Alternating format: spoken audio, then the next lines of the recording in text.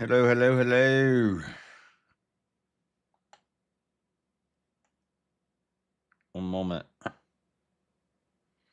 Un momento. I gotta fix the titles.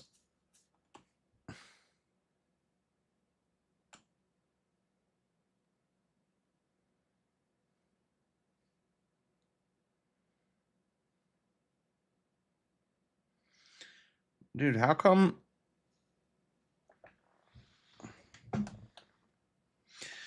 the protest video isn't listed on my lives?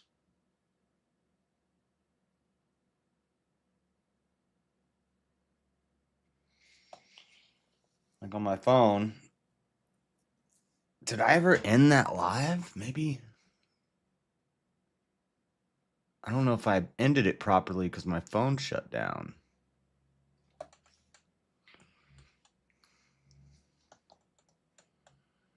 I gotta fix these titles. So this one is 1 Kings 16 through 22.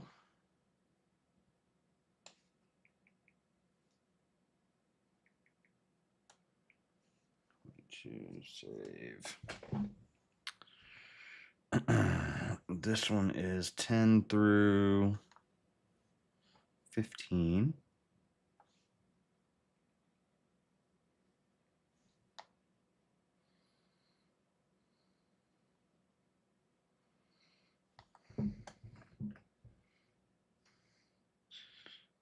This one is... Oh, it is on there. That's monetized too. That's crazy. I did not expect that.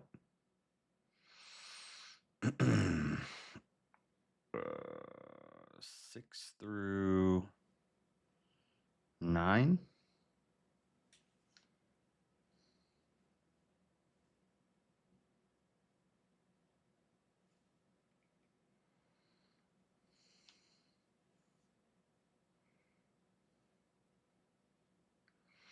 And these should all be going to the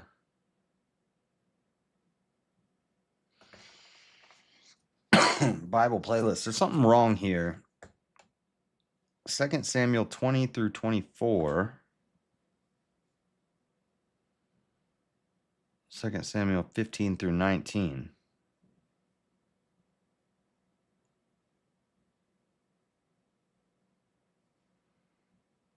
Second Samuel 11 through 14.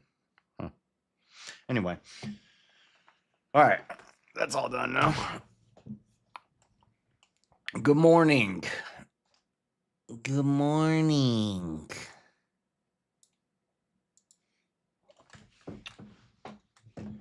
How's everybody doing today? We are about to start 2 Kings. So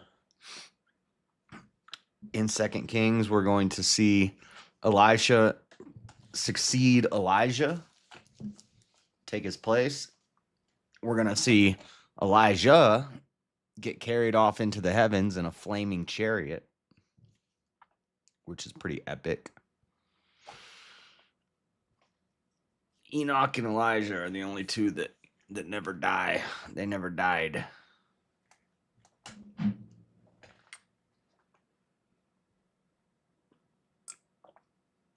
That's what kind of makes me think the book of Enoch is important, and it should be in the Bible, especially since I forget who quotes it. Somebody in the New Testament quotes from it. And also Enoch is mentioned in Genesis.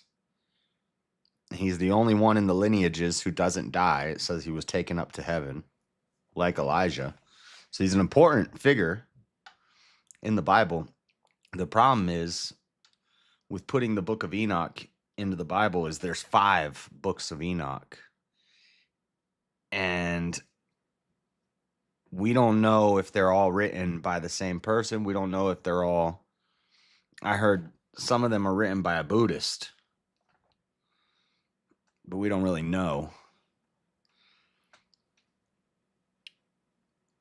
So like the Ethiopian Bible will put some of the book of Enoch. I don't think it puts all 5 books. in there. I don't know. I'd have to get a hold of a Bible that has it in there and see which parts it has. But anyway, we're on 2 Kings. I'm tired, so I'm just going to get started. Even though I slept for I think I slept for 12 hours yesterday. It was the most sleep I've gotten in a long time. I just slept all day and woke up and went to work. My leg is better. It's all healed up. I just needed to stay off of it for a night, so that's why we called out to work the other day, because my leg was jacked up, but it's good now. But let's get started on 2 Kings, shall we? Shall we, ladies and gentlemen? The second book of Kings, commonly called the fourth book of Kings. Chapter 1. Then Moab rebelled against Israel after the death of Ahab. And Ahaziah fell down through a lattice in his upper chamber that was in Samaria and was sick. And he sent messengers. He fell through a lattice, like he was climbing on the roof, and he fell through the roof. And he sent messengers and said unto them, Go, inquire of Beelzebub, the god of Ekron, whether I shall recover of this disease. Fell down through a lattice in his upper chamber and was sick. What does that mean? He fell down through a lattice. I'm thinking of like the things that plants grow on over the roof. You're not sick, bud. You fell through the roof. That's not an illness. Fell through a lattice.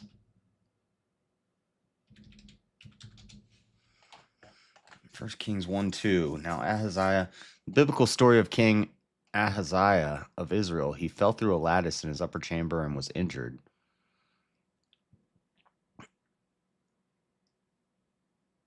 The lattice was likely a decorative screen over a window, and his fall resulted in serious injury. Lattice is a type of covering or screen in the upper chamber. Why is he climbing on the lattice?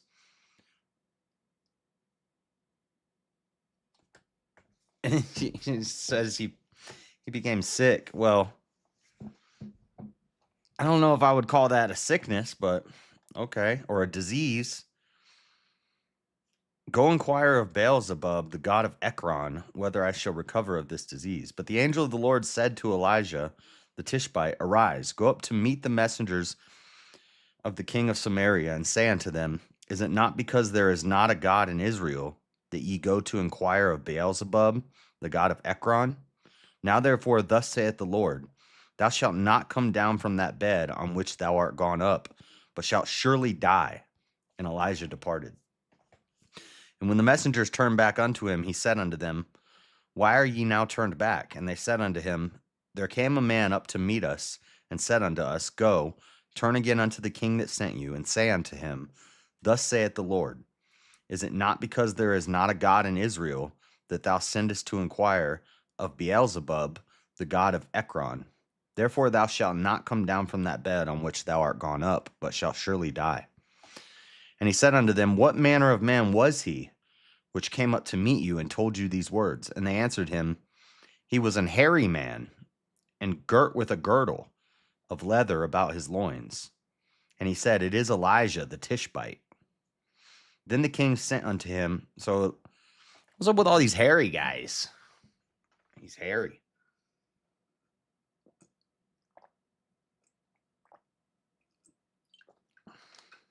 I feel dehydrated. I did grocery shopping today. Oh, it's so nice when you get full fridge of groceries. And this is off track, but I bought all the stuff that I usually buy. It's usually like $250. It was only $190, so we rolling back prices, you know? Who's in here? Zane does what? It's about 1 a.m. in the morning. It's almost noon on the East Coast. I'm reading backwards. Hold on.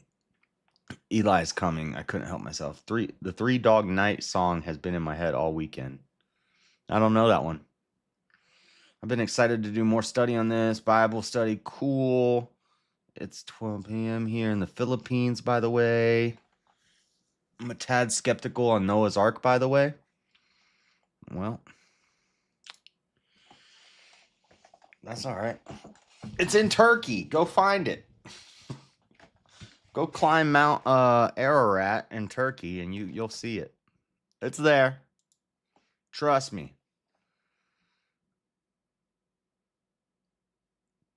Hope you got healthy snacks. I don't really do sweets. I pretty much just do meat. The only carbs I eat is like tortillas, maybe some noodles. I got some stuff to make some Alfredo pasta and some spaghetti. So I eat the noodles. And I usually don't get hot dogs and hot dog buns, but I did this time and I got some chili. That's what I just ate. I just ate some chili dogs and some sweet potato fries. I guess I eat French fries. Those are carbs. Mostly I just eat meat. Some frozen veggies and whatnot. Frozen fruit to make smoothies. The only treat that I got, I bought some a 4-pack of Dolce de Leche rice puddings. I've been on rice pudding lately. I love rice pudding. This rice pudding has Dolce de Leche. It's like chocolate pudding mixed with rice pudding or something like that. I don't know, but it looks good.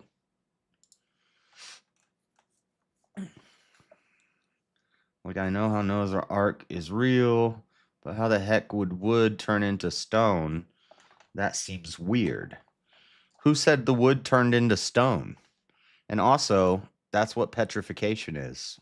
Wood does turn into stone over long periods of time. Once it becomes petrified, it turns into stone. But who said the ark turned into stone? Where's that from? One of my guilty pleasures is George Foreman grilling that maple spam cut like steak fries. That sounds good. Okay. Elijah the Tishbite. Then the king sent unto him a captain of 50 with his 50, and he went up to him, and behold, he sat on the top of an hill. And he spake unto him, Thou man of God, the king hath said, Come down.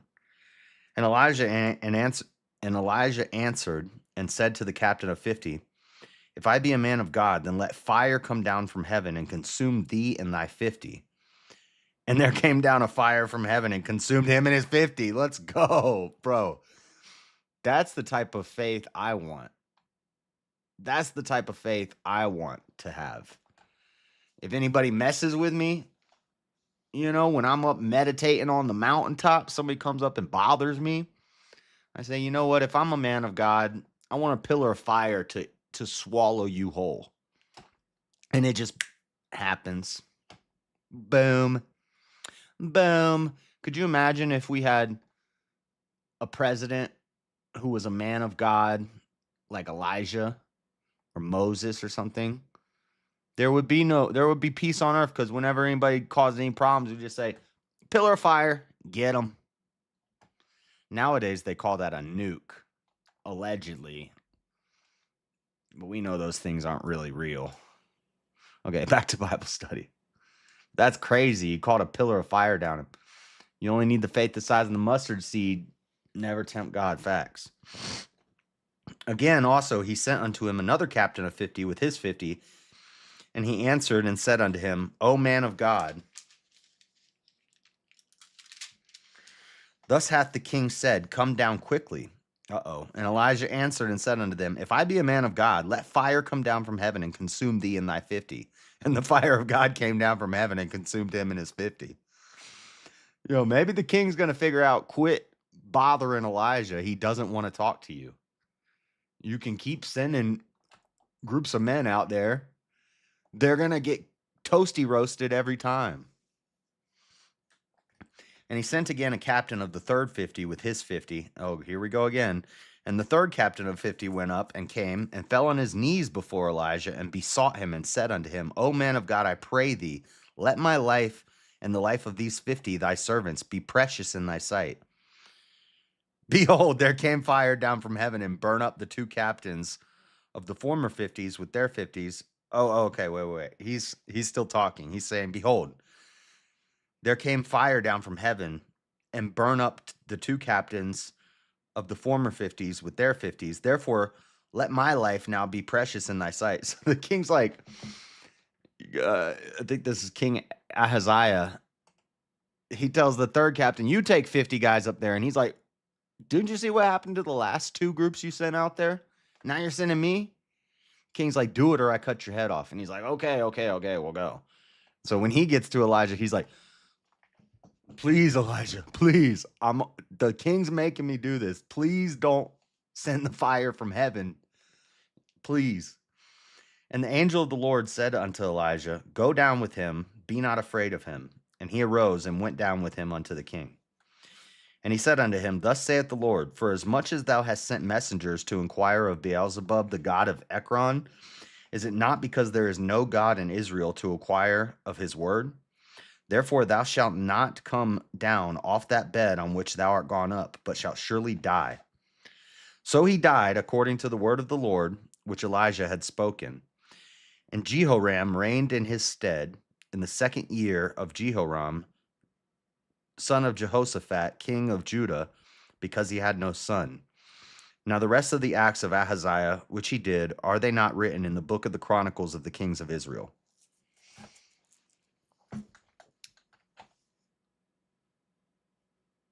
If you ask JS, don't know. How did you learn the Bible? Just reading it my whole life? Reading it my whole life. I went to Christian school and we had Bible class every day. One period a day was Bible study class, and we learned it then. Church camps, Sunday school. I was locked up for a while, and I got certified on the New Testament, Psalms, Genesis, and Proverbs. Did like a concordance course where you study it and you take a test and then you send it in, and then they send you the results and they send you the next test, and then you read the next book and you take a test and you get little certificates. And then once you finish all of the New Testament, you get a certificate for the whole New Testament. Then you start in the Old Testament. I wasn't in there long enough to do the whole Old Testament, but I did Genesis, Proverbs, and Psalms.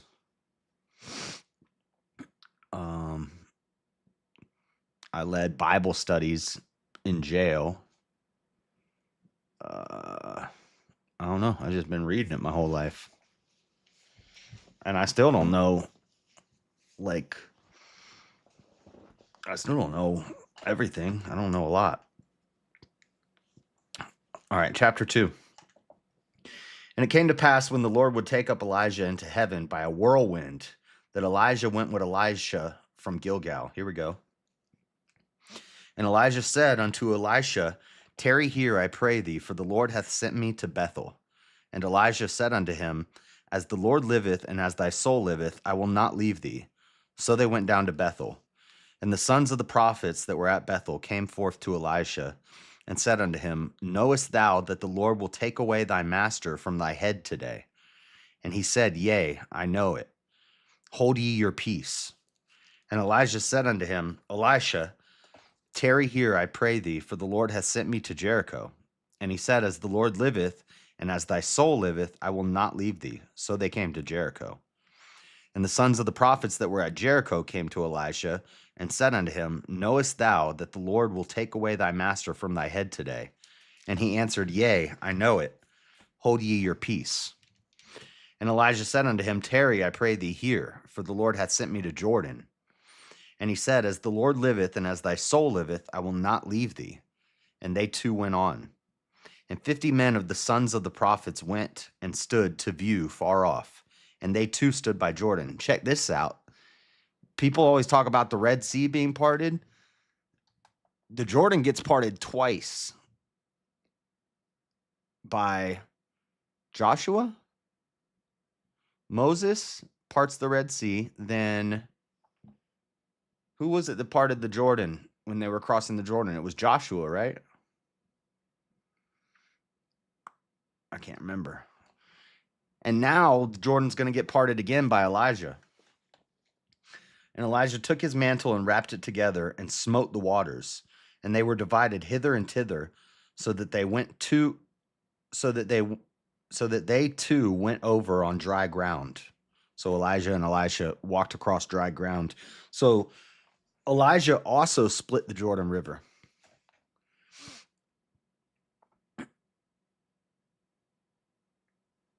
Of my old hobby of a priest's, I've learned that when Europeans teach the Bible, it's never good for the listeners to be honest. Hashtag doctrine of discovery. Hashtag colonization. Hashtag Africa. What the heck are you talking about, dude? What are you talking about, dude? And it came to pass when they were gone over that Elijah said unto Elisha, I'm not here to teach anybody anything, by the way. I'm just reading the Bible and talking. So, and I'm not European, so. But I am down with colonizing. Let's go, colonizers.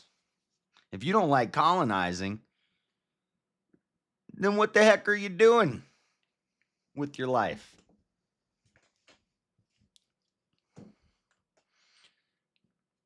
All right. Go live with the savages. And he said, Thou hast asked a hard thing. Nevertheless, if thou see me when I am taken from thee, it shall be so unto thee. But if not, it shall not be so. And it came to pass, as they still went on and talked, that behold, there appeared a chariot of fire and horses of fire, and parted them both asunder. And Elijah went up by a whirlwind into heaven. And there it is. And that, my friends, Josh, you're a nut. That, my friends, is what leads a lot of people to think that Elijah got abducted by aliens. If you ever watch the History Channel, they're always doing stuff about ancient aliens, and in the Bible, it talks of Elijah getting taken up by a chariot of fire. Many people believe this. It's a UFO. Ba-na-na-na-na-na. Ba-na-na-na-na-na. Ba-na-na-na-na-na. What is my nationality? Do you see this flag behind me? What do I sound like? What nation does it sound like I'm from? Take a wild guess. And Elisha saw it, and he cried, my father, the chariot of Israel, and the horsemen thereof. And he saw him no more. And he took hold of his own clothes and rent them in two pieces. Dude, that's how gangster Elijah was. He didn't even die. He got taken up. He defeated death because of his faith in God. He took up also the mantle of Elijah that fell from him, and went back and stood by the bank of Jordan. And he took the mantle of Elijah that fell from him, and smote the waters, and said, Where is the Lord God of Elijah? And when he also had smitten the waters, they parted hither and thither, and Elijah went over. So 4 people parted the waters. Does God love colonization? Have you read the Old Testament? What are you talking about? What do you think happened when Israel conquered the Hittites and the Perizzites and the Canaanites and the Amorites and the Amalekites? Wiped them out, destroyed them, wiped them off the face of the earth. Yeah. They're their own. I was going to actually say that when he asked me what nationality I am. I was going to say I'm Floridian. I'm a Florida man. I'm third generation Floridian. I need more water. Hold on 1 second. This will be quick, I promise.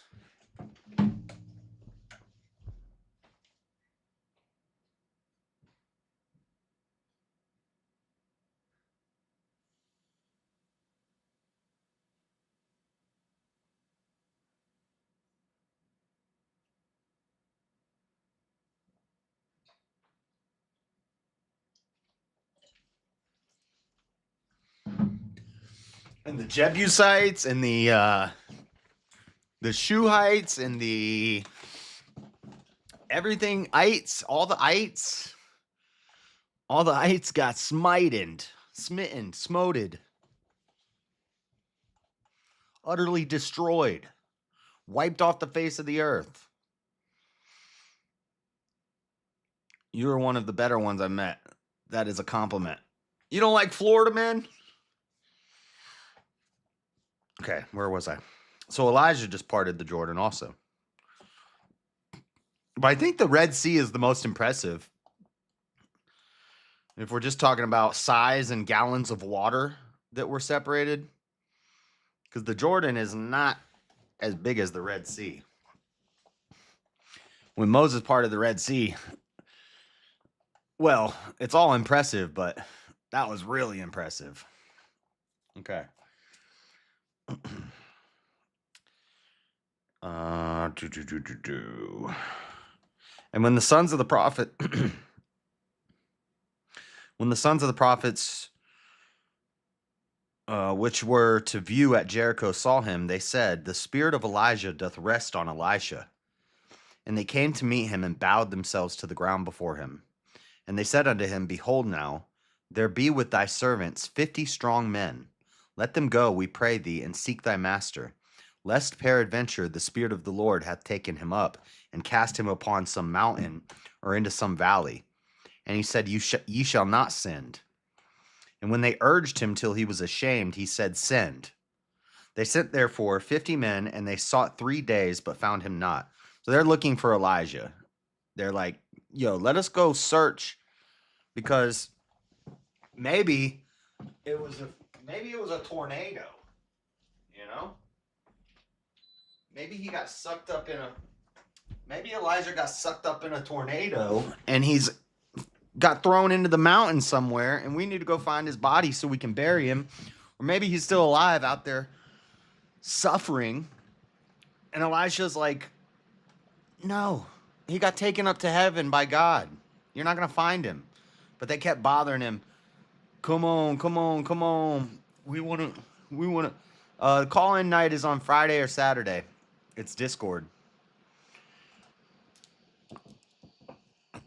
You can subscribe and hit the bell, and every Friday night and Saturday night, I stream all night long, and there's an open Discord, and you can join and talk to me about whatever you'd like.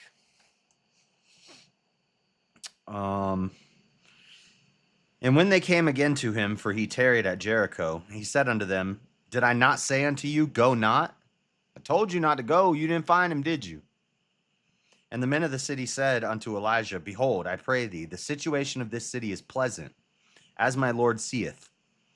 But the water is naught, and the ground barren." And he said, "Bring me a new cruse, and put salt therein." And they brought it to him. And he went forth unto the spring of the waters, and cast the salt in there, and said, "Thus saith the Lord, I have healed these waters. There shall not be from thence any more death or barren land." So the waters were healed unto this day, according to the saying of Elisha, which he spake. And he went up from thence unto Bethel, and as he was going up by the way, there came forth little children out of the city, and mocked him. The atheists love this one. They love to bring up this one. You know what this story is? This is where the 2 children get killed because they call Elisha bald. And he went up from thence unto Bethel, and as he was going by the way, there came forth little children out of the city, and mocked him, and said unto him, "Go up, thou bald head." Go up, thou bald head. And he turned back and looked on them and cursed them in the name of the Lord. And there came forth 2 she-bears out of the woods and tare 42 children of them. And he went from thence to Mount Carmel, and from thence he returned to Samaria. So wait.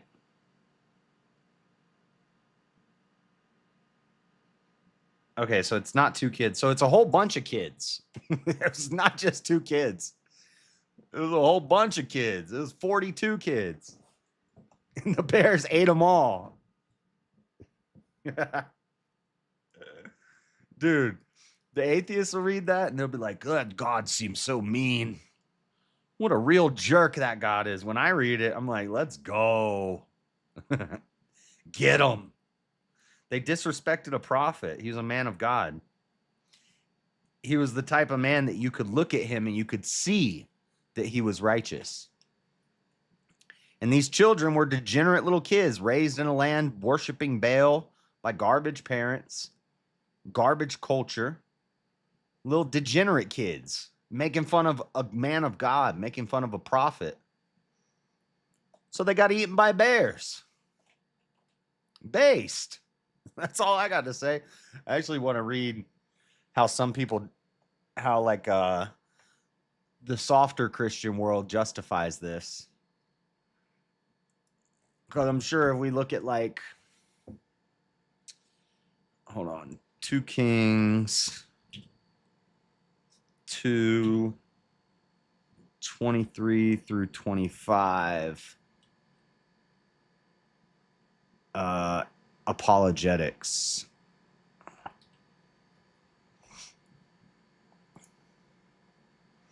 Elijah and the bears, knowing the scripture. The prophet Elisha is odd. He's not odd. Why is he odd?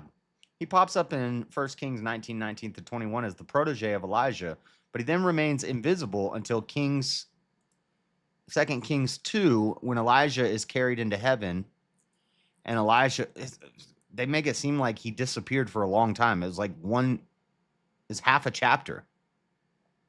They mention him, and then at the next chapter, Elijah dies, and Elijah takes this 1 chapter.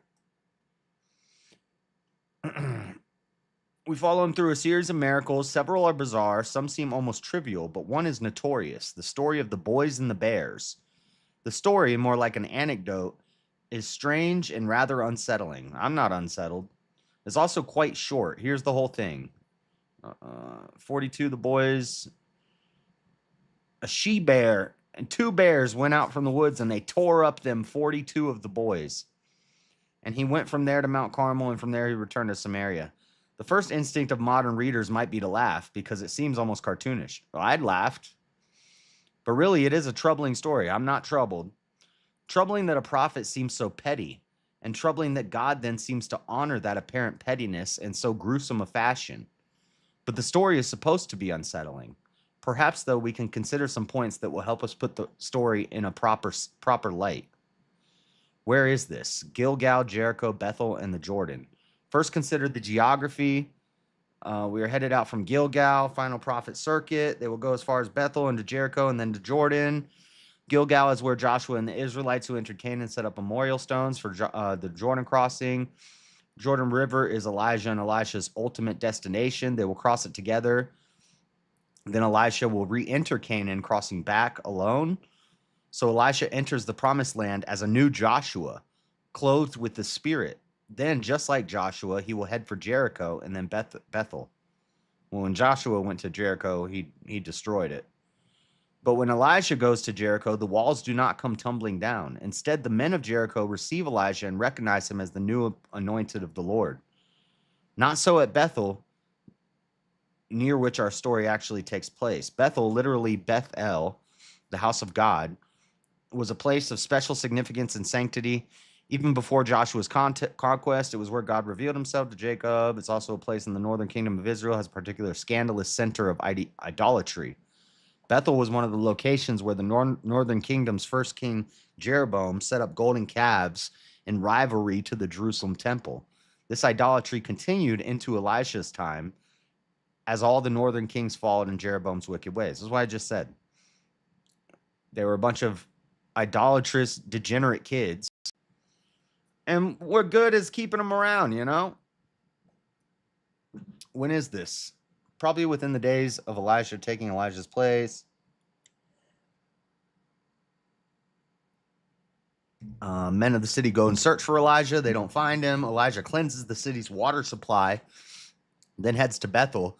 So this is the very beginning of Elijah's ministry. Established as the new prophet, Elisha begins ministry both with a sign of blessing, healing Jericho's water, and then of judgment, the bears. So in this general sense, the curse / blessing serves to establish Elisha's office and endowment. Elisha's office and endowment as the prophet, curses and blessings. I like that. That's a good point.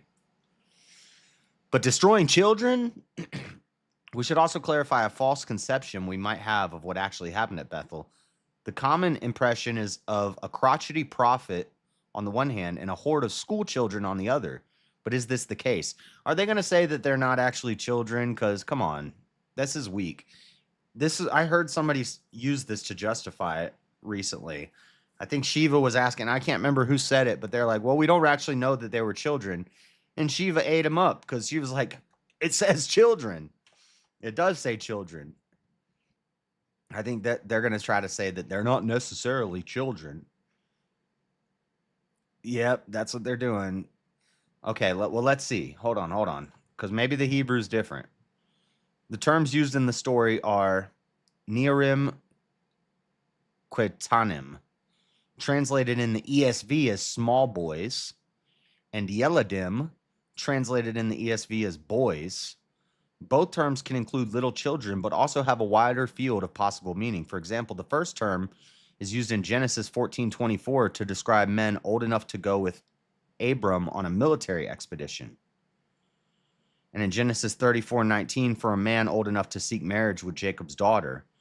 The word is even used of the spies who went to Rahab in Jericho.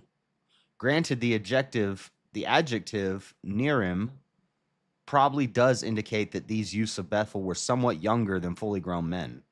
They need not have been kindergarteners. Yeah.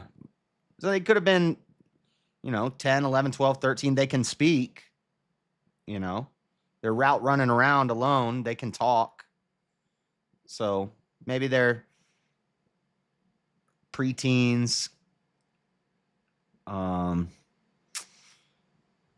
They're still young boys. Somewhat younger, but they need not have been kindergartners. Likewise, the second term is used of Joseph in Genesis 37:30, who we are told was 17 at the time. Okay, so they're teenage. They could be teenagers. They could be young at the time. And for King Rehoboam's counselors and kings in general, both terms often simply indicate someone under the authority of another, either parents or masters. And so children are obviously included here, but the term also describe people who we would consider to be young adults. Likely then these youths of Bethel, if that is where they are from, were at least adolescents, some maybe as old as 19 or 20. And while as not stated, we might also be meant to assume that these are not simply village children, but acolytes or stewards of the idolatrous Bethel shrine. Within the narrative context, these youths may be intended to contrast with the sons of the prophets, those disciples of Elijah and Elisha, who we meet earlier in the very chapter. And what of the old prophet himself? Well, he's not that old.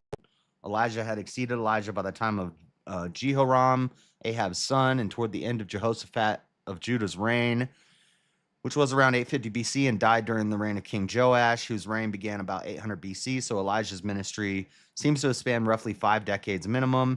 And if we assume he lived to a typical age of 75 or 80 years old, he likely was not older than 30 at the time of our story, and probably in his 20s. So we do not have a grumpy old man versus third graders. A young man against other slightly younger men is more probably what is described. Okay. And well, but why is he bald? Did he shave his head bald? Is he a Levite? Levites shaved their heads. I don't think he's a Levite. Elijah was a Tishbite. I'm not sure. I'm not sure what Elisha is. So he's not a bald because he's an old man. He just shaves his head. Also, the way that they kept their hair was symbolic. So, like, the Nazarene vow was not to let a razor touch your head. Levites would shave their head. So, him having a bald head probably told, and he was wearing the mantle of Elijah. People knew he was a prophet of God. They recognized, you could just see it in him. As soon as he walked by, you would see it in him. So, maybe he's 30 and all these kids are like 16, 17, 18. They're jerks. They're real jerks. And they're making fun of his bald head, which could be symbolic of him as a prophet or of a man of God. And so they got eaten by bears. I'm cool with it. I ain't mad.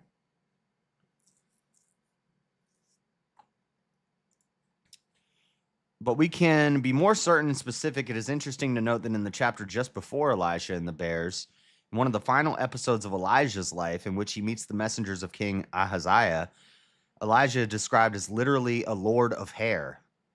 He's a hairy man. They call him a hairy man. So Elijah was hairy. Elisha was bald. Elijah is also described as Elisha's master. The Hebrew word for master is rosh, which is head, a physical head on a body. But as with the English head, it can also have the sense of chief or master. When Elijah was taken up into heaven, Elijah lost his master. In the words of the text, Elisha lost his hairy head. As Elijah's successor, Elisha's own power and authority was now up for testing. The youth's taunt, if we can paraphrase it, was something like, hey, your master is gone. How powerful are you now without him? Why don't you go up like he did? The verb go up. Oh. So Elisha might not have actually been bald.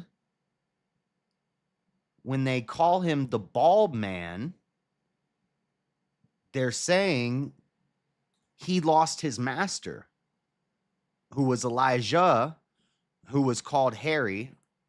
They mentioned that he was a hairy man, and he's the head. He's the head of the prophets. So he's the head, the master, the head of Elijah, of Elisha. And so when they say bald man, they're not making fun of his bald head. Okay, this is good. This is good.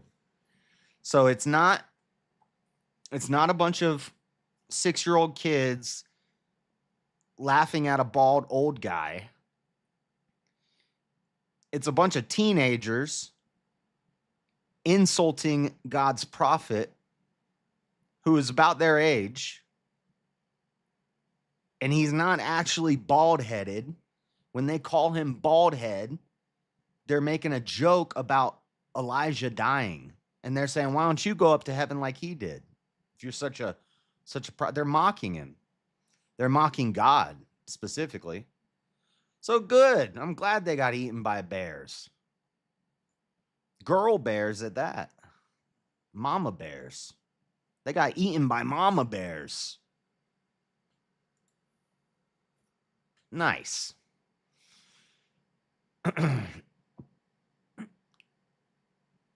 Why don't you go up like he did? The verb go up, after all, is the same word used to Elijah's ascension.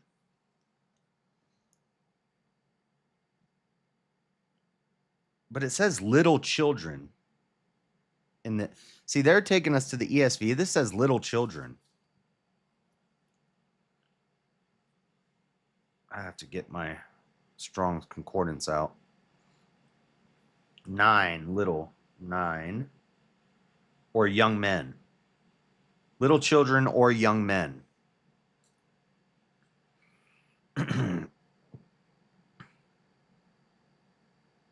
Go up thou bald head. Go up, thou bald head. Okay, so when they say go up, thou bald head, they're saying your master went up to heaven, your hairy head went up to heaven, so now you're bald. Now you're a bald head. You don't have no master anymore. Why don't you go up to heaven like he did? Get him, bears! Bears tore him up. Cool. Samson's anointing was tied to his hair. The sons of the prophets at Bethel and Jericho knew of Elijah's ascension to heaven, and word would have reached the false priests at Bethel's idolatrous shrine. So when Elisha came near, they taunted him and challenged his office and his anointing as prophet of Yahweh. The presumption of the youths and their blaspheming the Holy Spirit brought down judgment upon them. It was not petty, and it was not trivial. Samson's anointing was tied to his hair. When the Philistines cut it, his strength left him, but his hair began to regrow, and at the end of his life, the Spirit came upon him again in a show of strength. Elijah also may have lost his hairy head, but like Samson, the Spirit still clothes him, and God's enemies are judged. Why bears? One of the curses described in Leviticus 26 as judgment upon Israel's covenant breaking is this: and I will let loose the wild beasts against you, which shall bereave you and destroy your livestock and make you few in number, so that your roads shall be deserted. So it ties back to it's all full circle. God said, you don't follow my covenants, the beasts will eat you. And when these idolatrous young men start making fun of God's prophet and blaspheming the Spirit, blaspheming Elijah and Elisha, the beast got them. They were warned. They had a warning. In the coming years, the prophet Hosea would denounce the continuing idolatry of the northern kingdoms. It seems the bears mauling 42 of Bethel's youths was not warning enough, because God would say through Hosea soon after, I will fall upon them like a bear robbed of her cubs. I will tear open their breast, and there I will devour them like a lion, as a wild beast would rip them open. Based. This disturbing act of judgment through Elisha is a warning, and God was patient to give Israel many more decades before they were destroyed and scattered completely by the Assyrians. Doesn't that happen in this 2 Kings, though? Oh, well, we might skip a... Okay, anyway.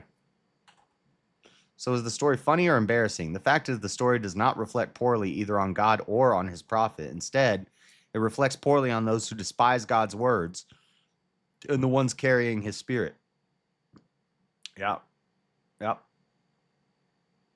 Play around with God. See if you don't get eaten by a bear. Based. All right, chapter 3. Now Jehoram, the son of Ahab, began to reign over Israel in Samaria, the 18th year of Jehoshaphat, king of Judah, and reigned 12 years. And he wrought evil in the sight of the Lord, but not like his father and like his mother, for he put away the image of Baal that his father had made. Nevertheless, he cleaved unto the sins of Jeroboam, the son of Nebat, which made Israel to sin. He departed not therefrom. And Mesha, king of Moab, was a sheep master, and remembered unto the king of Israel 100,000 lambs and 100,000 rams with the wool. And it came to pass, when Ahab was dead, that the king of Moab rebelled against the king of Israel. And King Jehoram went out of Samaria at the same time and numbered all Israel. Actually, I need to make a note.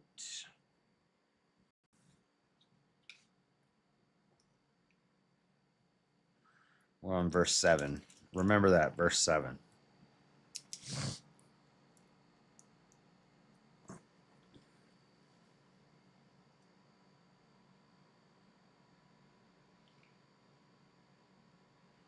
Go up, bald man. Elijah was the hairy head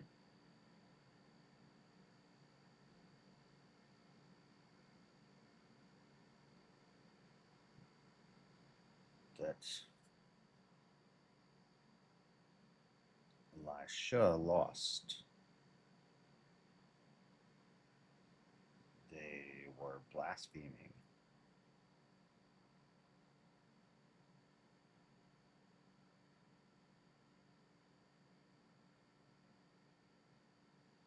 Okay. Note taken.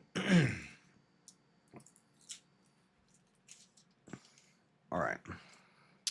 Verse 7. And he went and sent to Jehoshaphat, the king of Judah, saying, the king of Moab hath rebelled against me. Wilt thou go with me against Moab to battle? And he said, I will go up. I am as thou art, my people as thy people, and my horses as thy horses. And he said, which way shall we go up? And he answered, the way through the wilderness of Edom. So the king of Israel went, and the king of Judah, and the king of Edom, and they fetched a compass of 7 days' journey. And there was no water for the hosts and for the cattle that followed them. And the king of Israel said, alas, that the Lord hath called these 3 kings together to deliver them into the hand of Moab. But Jehoshaphat said, is there not here a prophet of the Lord, that we may inquire of the Lord by him? And one of the king of Israel's servants answered and said, here is Elisha, the son of Shaphat, which poured water on the hands of Elijah.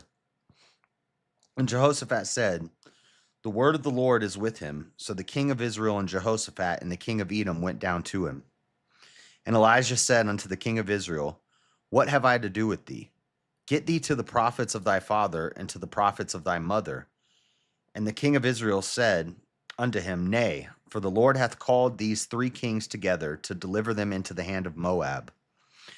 And Elijah said, as the Lord of hosts liveth, before whom I stand, surely were it not that I regard the presence of Jehoshaphat, the king of Judah, I would not look toward thee nor see thee. But now bring me a minstrel. And it came to pass when the minstrel played, that the hand of the Lord came upon him. And he said, thus saith the Lord, make this valley full of ditches. And thus saith the Lord, ye shall not see wind, neither shall ye see rain. Yet that valley shall be filled with water, that ye may drink, both ye and your cattle and your beasts. And this is but a light thing in the sight of the Lord. He will deliver the Moabites also into your hand. And ye shall smite every fenced city and every choice city, and shall fell every good tree, and stop all wells of water, and mar every good piece of land with stones. It's almost like they're colonizing. And it came to pass in the morning, when the meat offering was offered, that behold, there came water by the way of Edom, and the country was filled with water. And when all the Moabites heard that the kings were come up to fight against them, they gathered all that were able to put on armor, and upward and stood in the border. And they rose up early in the morning, and the sun shone upon the water, and the Moabites saw the water on the other side as red as blood.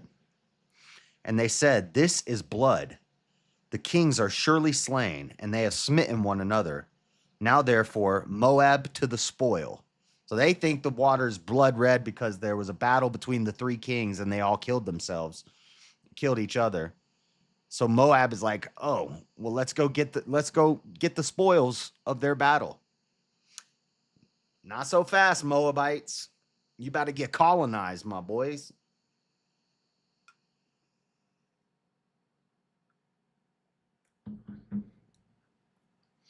And when they came to the camp of Israel, the Israelites rose up and smote the Moabites, so that they fled before them.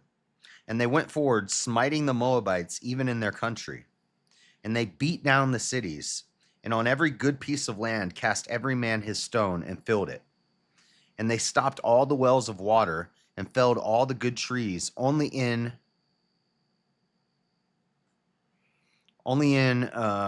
Kirhathaseth left they the stones thereof. Howbeit the slingers went about it and smote it.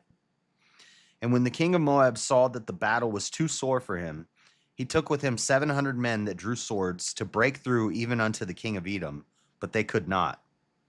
And he took his eldest son that should have reigned in his stead, and offered him for a burnt offering upon the wall. And there was great indignation against Israel, and they departed from him and returned to their own land. So the king of Moabite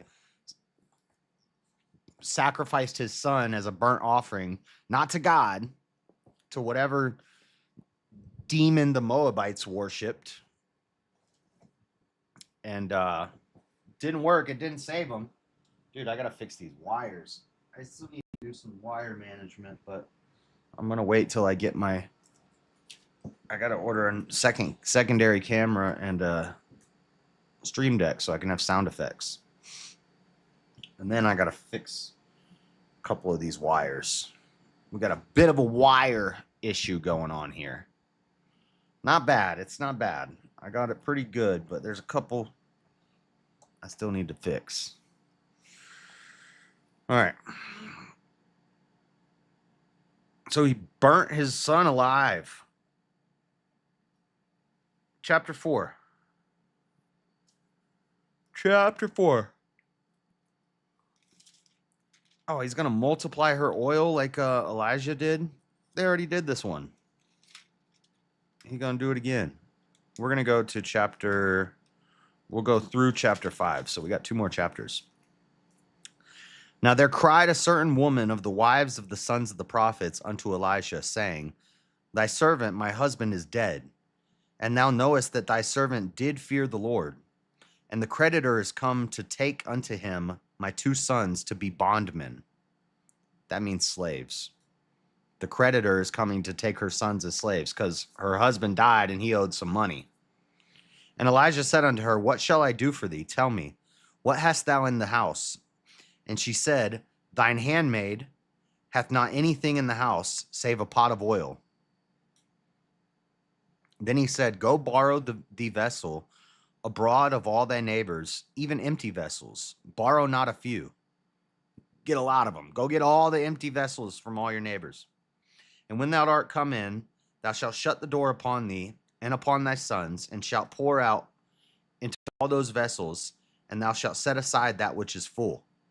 So she went from him and shut the door upon her, and upon her sons who brought the vessels to her, and she poured out. And it came to pass, when the vessels were full, that she said unto her son, Bring me yet a vessel. And he said unto her, There is not a vessel more. And the oil stayed. Then she came and told the man of God, and he said, Go sell the oil and pay thy debt, and live thou and thy children off the rest. So basically, she had one little thing of oil, and he said, Go tell your sons to go knock on all the doors and borrow their empty vessels. Any empty bowl, any empty pot, any empty cup, whatever empty vessels you can find, borrow them from the neighbors, bring them to your house, and pour your little, she's got a little cruse of oil, pour your oil into those vessels until they're full, and then set them aside. And she's filling them, and she's filling them, and she's filling them, and the oil never ceases. It just keeps flowing. And eventually, she's got all these filled things of oil, and oil is valuable back then. Oil was valuable. And he said, now sell all that oil, and you're going to make enough money to pay off your debt so that your sons don't become slaves. Bondsman means slave. Bondservant is a slave. A handsmaid is a slave. A maiden is a slave. A servant is a slave.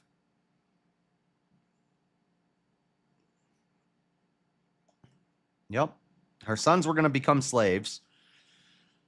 So she sold all the oil and made enough money to pay off the debt from her husband who died, and still had enough money to live on. Then she came and told I already read that. Thy children and off the rest. And it fell on the day that Elisha passed to Shunem, where was a great woman, and she constrained him to eat bread. And so it was that as oft as he passed by, he turned in thither to eat bread. And she said unto her husband, Behold now, I perceive that this is an holy man of God, which passeth by us continually.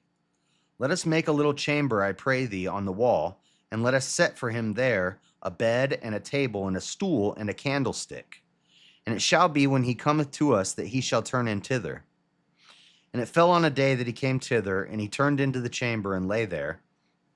And he said to Gehazi, his servant, call this Shunammite. And when he had called her, she stood before him. And he said unto him, say now unto her, behold, thou hast been careful for us with all this care. What is to be done for thee? Wouldst thou be spoken for to the king or to the captain of the hosts? And she answered, I dwell among mine own people. And he said, what then is to be done for her? And Gehazi answered, verily, she hath no child, and her husband is old. And he said, call her. And when he had called her, she stood in the door. And he said, about this season, according to the time of life, thou shalt embrace a son. Thou man of God, do not lie unto thine handmaid. Oh, wait, I skipped a line. Thou shalt embrace a son. And she said, nay, my lord, thou man of God, do not lie unto thine handmaid. And the woman conceived and bare a son at that season that Elijah had said unto her, according to the time of life. And when the child was grown, it fell on a day that he went out to his father to the reapers. And he said unto his father, my head, my head. And he said to a lad, carry him to his mother. And when he had taken him and brought him to his mother, he sat on her knees till noon and then died. And she went up and laid him on the bed of the man of God and shut the door upon him and went out. And she called unto her husband and said, send me, I pray thee, one of the young men and one of the asses, that I may run to the man of God and come again. And he said, wherefore wilt thou go to him today? Is it neither new moon nor Sabbath? And she said, it shall be well. Then she saddled an ass and said to her servant, drive and go forward. Slack not thy riding for me, except I bid thee. Go fast, is what she's saying. She said, bring a horse, bring a young man. We're going to go find Elisha. She laid her dead son in Elisha's bed. Now she's going to go find him because she wants him to bring her son back. And I have a feeling he's going to do it. See, Lazarus and Jesus are not the only ones who are brought back to life in the Bible. This is now the second child that's going to be brought back to life. So she went and came unto the man of God to Mount Carmel. And it came to pass, when the man of God saw her afar off, that he said, Gehazi, his servant, behold, yonder is that Shunammite. Run now, I pray thee, to meet her, and say unto her, is it well with thee? Is it well with thy husband? Is it well with the child? And she answered, it is well. And when she came to the man of God to the hill, she caught him by the feet. But Gehazi came near to thrust her away. And the man of God said, let her alone. For her soul is vexed within her, and the Lord hath hid it from me, and hath not told me. Then she said, did I desire a son of my Lord? Did I not say, do not deceive me? Then he said to Gehazi, gird up thy loins, and take my staff in thine hand, and go thy way. If thou meet any man, salute him not. And if any salute thee, answer him not again.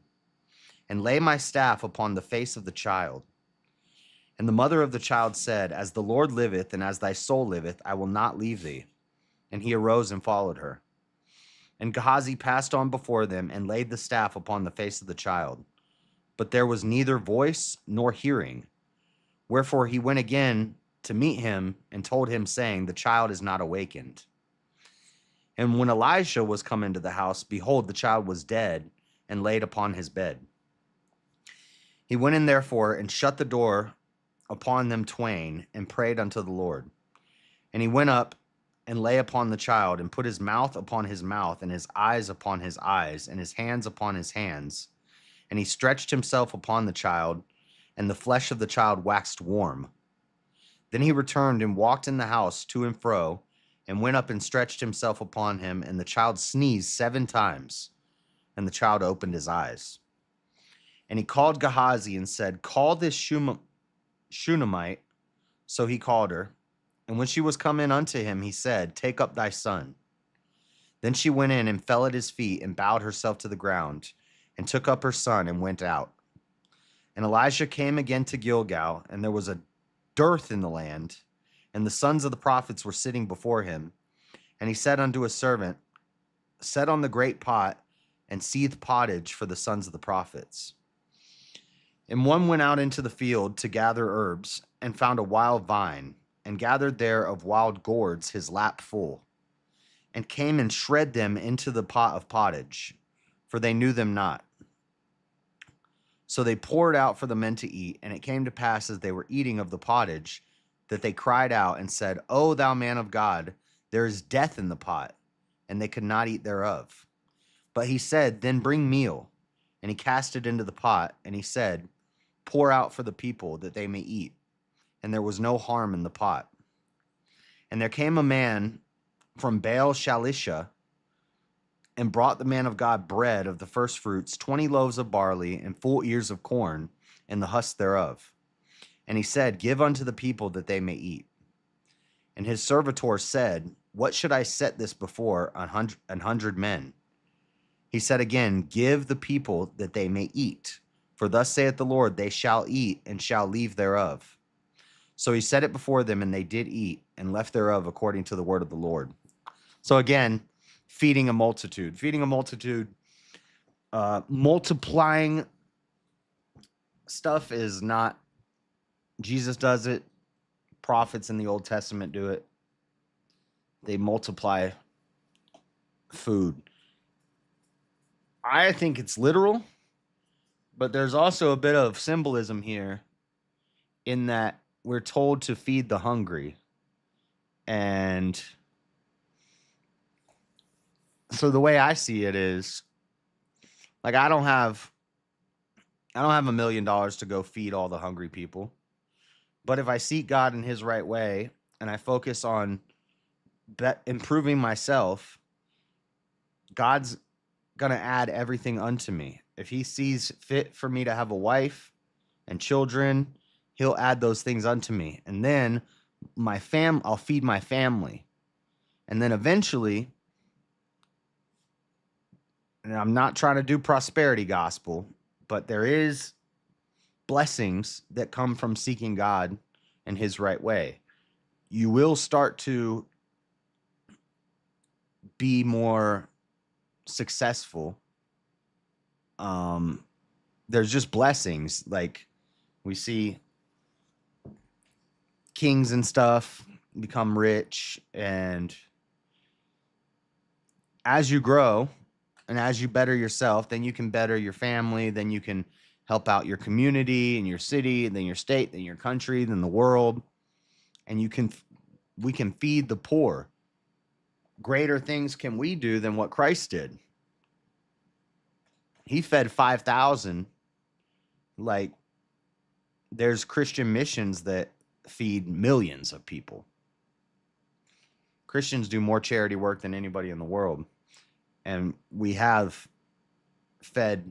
Christians have fed millions of people. So it's literal and it's symbolic. All right.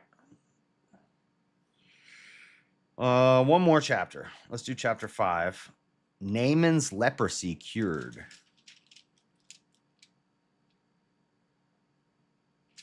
Naaman's leprosy. Now Naaman, captain of the host of the king of Syria, was a great man with his master and honorable. Great man with his master and honorable, because by him the Lord had given deliverance unto Syria.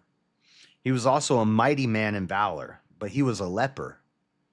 And the Syrians had gone out by companies and had brought away captives out of the land of Israel, a little maid, and she waited on Naaman's wife. And she said unto her mistress, Would God my Lord were with the prophet that is in Samaria, for he would recover him of his leprosy. And one went in and told his Lord, saying, Thus and thus said the maid that is of the land of Israel. And the king of Syria said, Go, and I will send a letter unto the king of Israel. And he departed and took with him 10 talents of silver and 6,000 pieces of gold and 10 changes of raiment. And he brought the letter to the king of Israel, saying, Now when this letter is come unto thee, behold, I have therewith sent Naaman my servant to thee, that thou mayest recover him of his leprosy. And it came to pass when the king of Israel had read the letter that he rent his clothes and said, Am I God to kill and make alive, that this man doth send unto me to recover a man of his leprosy?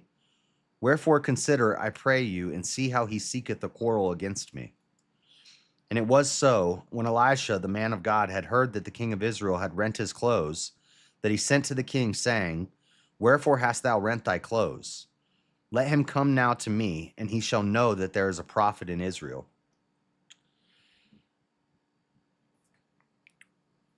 So Naaman came with his horses and with his chariot, and stood at the door of the house of Elisha. And Elisha sent a messenger unto him, saying, Go and wash in Jordan 7 times, and thy flesh shall come again to thee, and thou shalt be clean. But Naaman was wroth, and went away, and said, Behold, I thought, he will surely come out to me, and stand, and call on the name of the Lord his God, and strike his hand over the place, and recover the leper. Are not Abana and Pharpar, rivers of Damascus, better than all the waters of Israel? May I not wash in them and be clean? So he turned and went away in rage. So he didn't like the body of water that he told him to wash in. He wants to wash in that river and be cleaned. He doesn't want to wash in that river. Wow. Are not Abana and Pharpar, rivers of Damascus, better than all the waters of Israel? May I not wash in them and be clean? So he turned and went away in rage. And his servants came near and spake unto him, and said, My father, if the prophet had bid thee do some great thing, wouldest thou not have done it? How much rather then, when he saith to thee, Wash and be clean? Then went he down and dipped himself 7 times in Jordan, according to the saying of the man of God. And his flesh came again like unto the flesh of a little child, and he was clean. And he returned to the man of God, he and all his company, and came and stood before him. And he said, Behold, now I know that there is no God in all the earth but in Israel. Now therefore I pray thee, take a blessing of thy servant. But he said, As the Lord liveth, before whom I stand, I will receive none. And he urged him to take it, but he refused. And Naaman said, Shall there not then, I pray thee, be given to thy servant 2 mules burden of earth? For thy servant will henceforth offer neither burnt offering nor sacrifice unto other gods, but unto the Lord. Uppercase L. In this thing the Lord pardon thy servant, that when my master goeth into the house of Rimmon to worship there, and he leaneth on my hand, and I bow myself in the house of Rimmon, when I bow down myself in the house of Rimmon, the Lord pardon thy servant in this thing. And he said unto him, Go in peace. So he departed from him a little way. But Gehazi, the servant of Elisha, the man of God, said, Behold, my master hath spared Naaman the Syrian in not receiving at his hands that which he brought. But as the Lord liveth, I will run after him and take somewhat of him. So Gehazi followed after Naaman, and when Naaman saw him running after him, he lighted down from the chariot to meet him and said, Is all well? And he said, All is well. My master has sent me, saying, Behold, even now there be come to me from Mount Ephraim 2 young men of the sons of the prophets. Give them, I pray thee, a talent of silver and 2 changes of garments. And Naaman said, Be content, take 2 talents. And he urged him, and bound 2 talents of silver in 2 bags with 2 changes of garments, and laid them upon 2 of his servants, and they bare them before him. And when he came to the tower, he took them from their hand and bestowed them in the house, and he let the men go, and they departed. But he went in and stood before his master, and Elijah said unto him, Whence comest thou, Gehazi? And he said, Thy servant went no whither. And he said unto him, Went not mine heart with thee, when the man turned again from his chariot to meet thee? Is it a time to receive money, and to receive garments, and olive yards, and vineyards, and sheep, and oxen, and men servants, and maid servants? That means slaves. The leprosy therefore of Naaman shall cleave unto thee, and unto thy seed forever. And he went out from his presence a leper as white as snow. Okay, that story kind of confused me a little bit, so I'm going to look at a little summary of that. I understand Naaman was a leper. Elijah said, go wash in the Jordan. He said, I don't want to wash in the Jordan. I want to wash in a Damascus River. What's wrong with our waters? Our waters. But he ended up doing it anyway, and he lost the leprosy. But then he offered to pay. That's where I got confused. So I'm going to look it up. 2 Kings 5. Summary.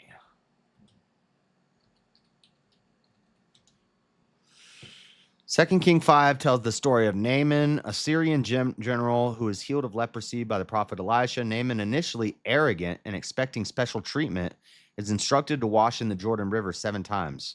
He eventually obeys, is healed, and recognizes the power of the Israelite God.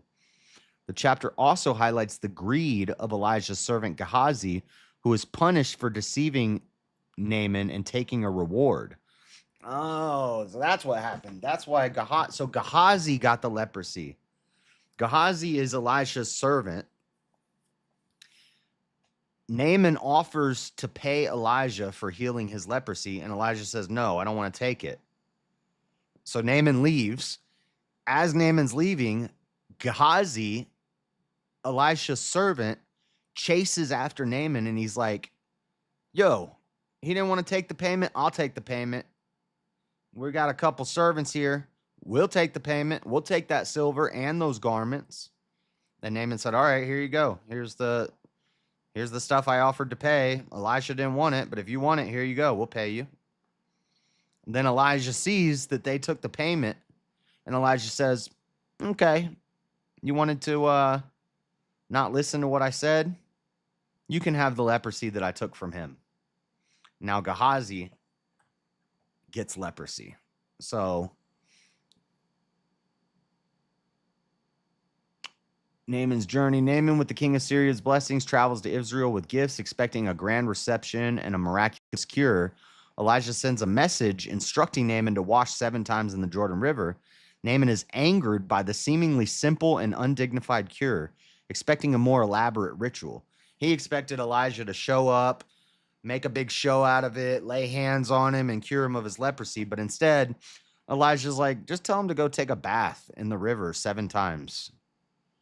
And Naaman's like, wait, he couldn't even come tell me himself? We were going to make a big to-do out of this. He couldn't even come tell me himself? And he wants me to go wash in the Jordan? I'm from Damascus.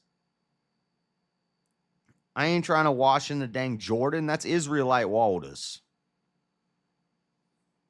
But he does it anyway, and it works. Naaman's servants convince him to obey Elisha, and he is miraculously healed after washing in the Jordan River. Naaman recognizes the power of the Israelite God and offers gifts to Elijah, which are refused. Driven by greed, Elijah's servant Gehazi lies to Naaman and secretly accepts a gift. Gehazi is punished by God with leprosy, mirroring Naaman's former condition. Wow. Well, sucks for you, Gehazi.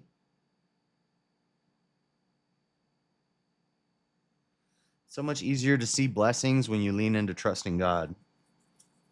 That's true. That's facts. That's facts. Well, poor Gehazi. Now he got leprosy. I'm going to wrap this up, guys. We got started early today because I didn't go to the gym. I just grocery shopped and came home. One day this week, we'll probably do this. You make Bible study entertaining. I try. Some parts are very entertaining by themselves. Some parts are very slow. And I can't do too much to make it entertaining,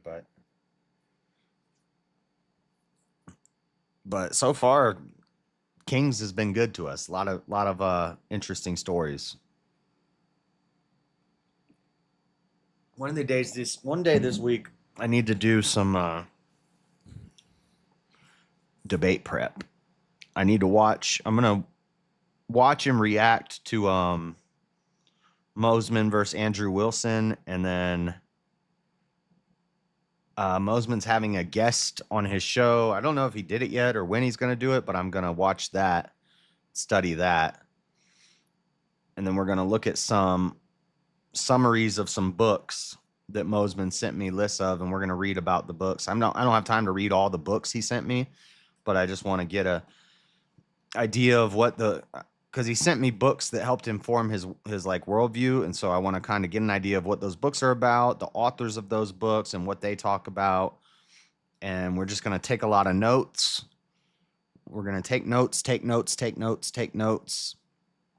save stuff that I search into a folder. We're gonna make our folder, make all the notes, write everything down, and then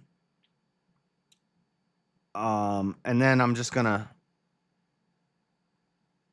study my notes, and while I'm at work, I'm going to be thinking of how I'm going to form the arguments. And what I do is while I'm at work, I'll come up with a little bit and I'll put it in my phone, and then I'll come up with a little bit more and I'll type it into my phone, and then and I'll do that for like a week or two, and then in like 2 weeks we'll sit down and we'll write out an opening statement and make the web with all the different ideas branching off of it, make a list of best arguments against my position. And so I'm not rushed because we're not doing the debate till like later in July. So I have time. So we'll like kind of divide it up, and I'll just take my time with it. But and I'll be listening to YouTube videos and stuff at work about anarchy, Christian anarchy, political theology, politics in the church, the history of church politics. There's a lot of stuff I got to study up for. So that's what we're going to be doing. All the big stuff's out of the way for a while. So now we don't have anything big on the schedule. We had the No Kings protest that I went to. Just a bunch of stuff. The only thing I got in my calendar now is that this debate with John, and we haven't even picked a date yet. So we need to set a date. I need to talk to him and see if we figured out a solid date yet that Sarah's okay with. The only thing I have in my calendar right now is on the 5th. Hopefully it happens. That RK guy and Elder Lion debating. I think they're going to debate abortion. And I think we're going to do it on Easy's channel, and I'm going to moderate it. So Easy's going to host it. I'm going to moderate it. Elder Lion and the RK guy are going to do the debating. If it happens, hopefully it happens. But I got it on my calendar, so that's the plan. I got to get in touch with all these people probably this weekend. While I'm streaming, I'll hit them up and make sure we confirm everything for sure. Check out that 3 Dog Night song. What's it called? 3 Dog Night.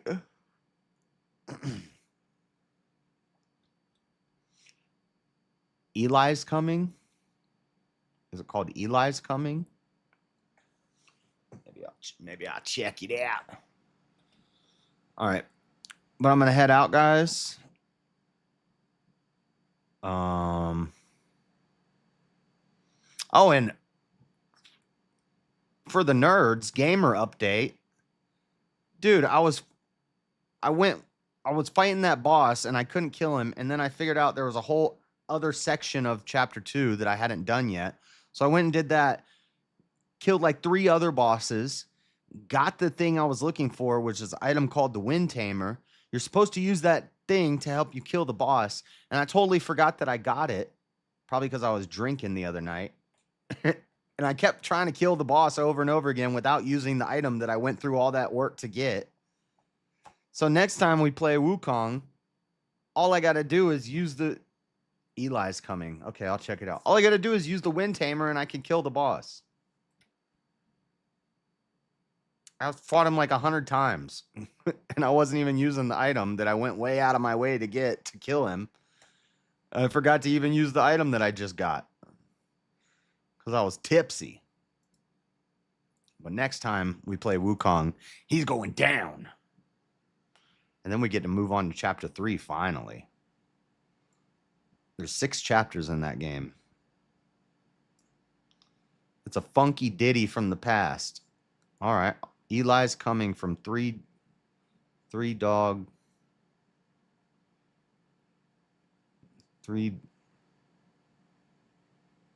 night. 3 dog night, Eli's coming.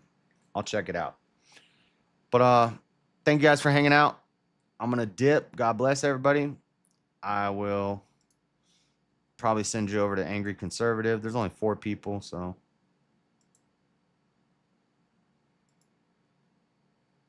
hope you have a great day. That was a wonderful Bible study. Thank you, Auntie. Details. No. Customization. Redirect.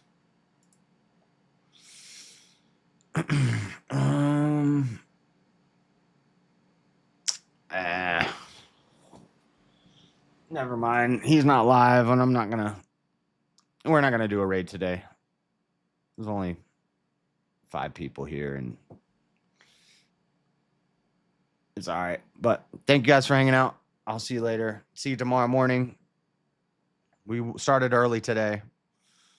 Probably more about regular time tomorrow around 10:30 is when we'll start. But I'll catch you guys then. Deuces.